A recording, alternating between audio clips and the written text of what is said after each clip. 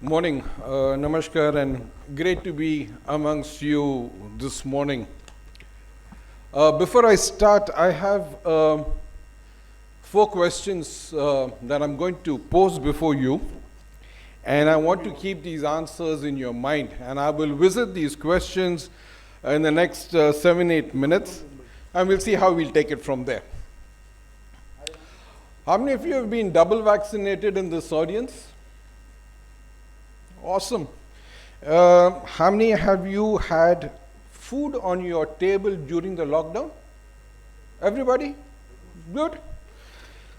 How many of you attribute these supply chain challenges to COVID-19? All right. And how many of you attribute the supply chain challenges to the lockdown during COVID-19? Clear. Dr. Batraji, learned colleagues, Ramaji, distinguished panelists, learned professionals, ladies and gentlemen. First, I want to thank Dr. Batra and also commend you for the initiative that you have taken today to host a session or a 2 days deliberation on supply chain. And I think this is a noble effort that you and your organization have done. Ladies and gentlemen, we live in fascinating times. Uncertain times, but these are fascinating. Today, India is a global manufacturing power. You had the numbers from Dr. Batra earlier today, and it's clear on what India is bringing to the table and how every initiative that the government takes, as well as the private sector does, grows the stature of our country.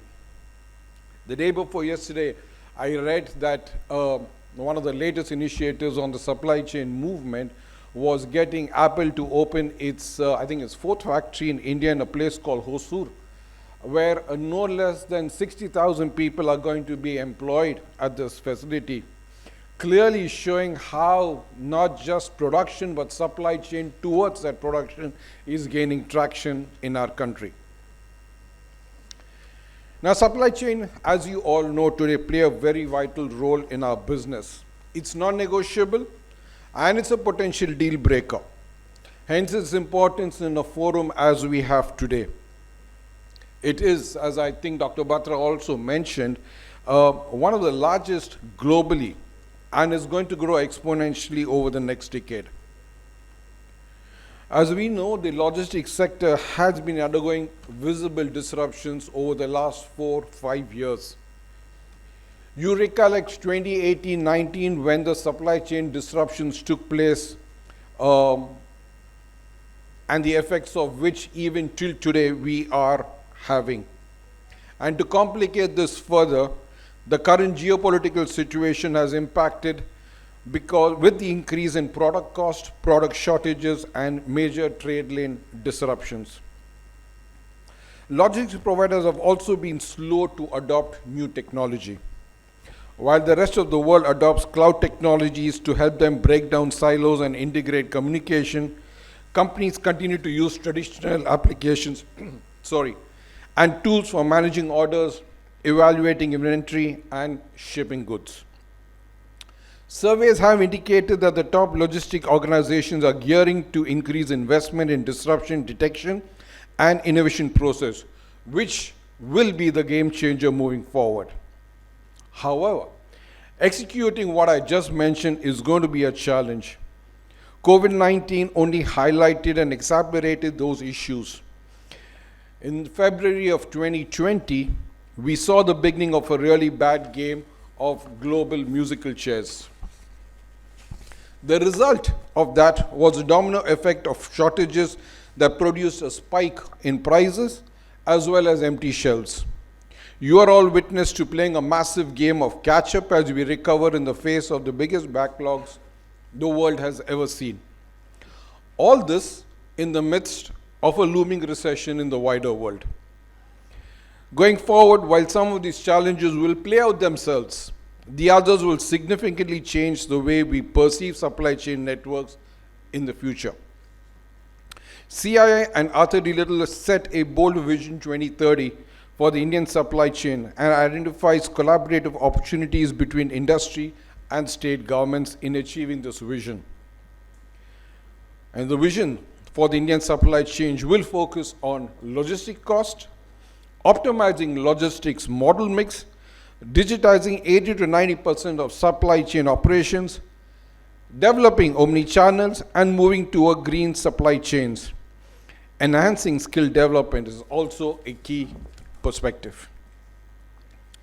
Is then the obvious challenge to creating sustainable and agile supply chain through better forecast, supply chain localization, multiple logistic partners, AI ML based last mile delivery solutions, visibility of cargo movements in real time, predictive analysis, drone deliveries, inventory management, warehouse management, etc. Or, ladies and gentlemen, is there something else we need to focus on?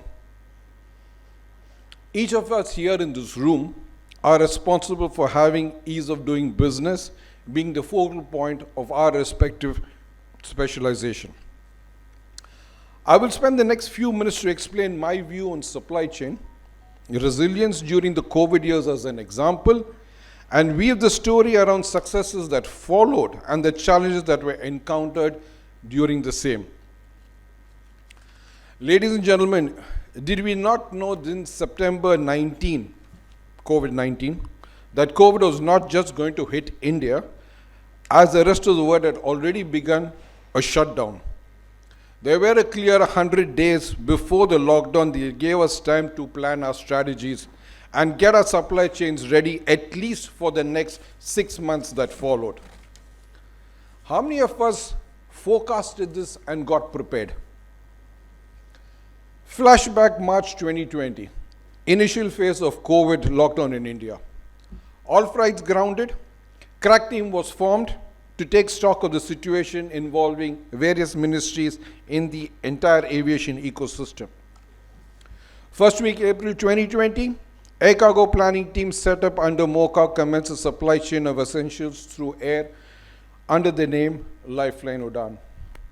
And in the entire first phase, the government had pressed into service passenger aircrafts that could carry cargo on the seats. This was probably the first time ever in this country that that kind of permission was given at the speed it was given.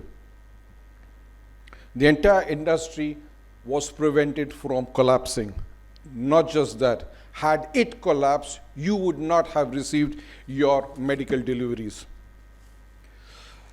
Let me put some numbers very briefly into this. 588 aircraft operations, all the major carriers on board, 940,000 kilos of medical items, PPE kits, etc. on board delivered. Keep in mind, as I said earlier, we are in the midst of a severe lockdown. 114 crore vaccines delivered. Jan 2021, Government of India not just delivered vaccines to all of us here in this room, it also delivered vaccines to the wider world. Second COVID lockdown. You witness oxygen concentrators, oxygen generators, and empty tanks moving all over the country. If this is not what supply chain was, help me understand what it is.